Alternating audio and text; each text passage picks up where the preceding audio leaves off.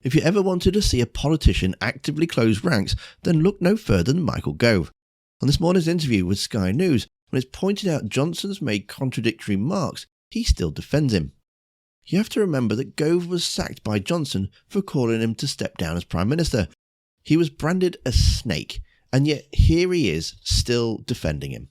Let's talk about the other Sunday on the front page of the Sunday Times, shall we? This is a story about Boris Johnson and his relationship with Richard Sharp, who is now, of course, the BBC chairman, and whether or not Richard Sharp helped to guarantee or find someone to guarantee an £800,000 loan. Well, according to the Sunday Times, Boris Johnson was formally told to stop asking Mr Sharp for advice about his affairs days before he was announced as the government's choice for BBC chairman. This is the letter, the advice from the Cabinet Office. According to the Sunday Times, given the imminent announcement of Richard Sharp as the new BBC chair, it's important that you no longer ask his advice about your personal financial matters. And I just want to compare that to what Boris Johnson told Sky News last week when he said, Richard Sharp knows absolutely nothing about my personal finances. I can tell you that for ding dang sure. I mean, how can that possibly be true? Well, I think, again, I don't know about the conversations that we're carrying on. The only two things I would say. The one thing is that I know that, and I've seen it happen in the past, that there's a letter here, a note there, a comment there. It points towards one conclusion.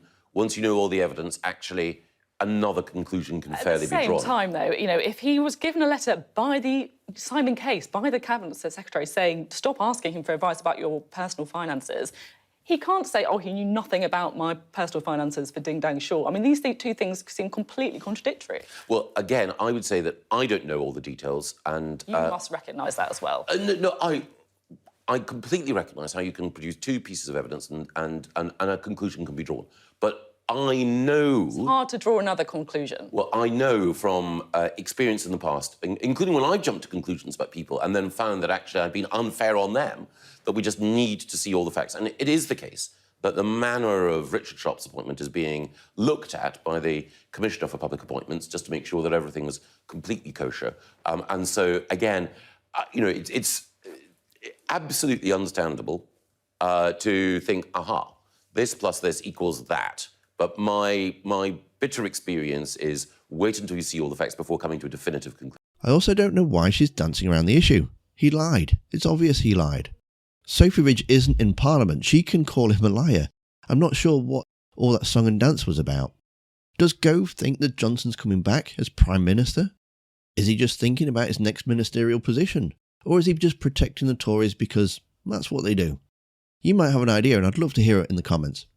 Gove also briefly touches on Zahari's tax affairs, but again it's the same old story, wait and see until the inquiry.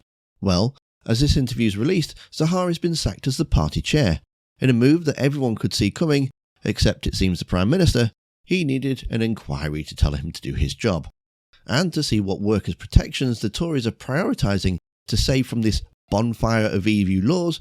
You need to watch this video that's on screen now. Thanks for watching, and I'll see you next time.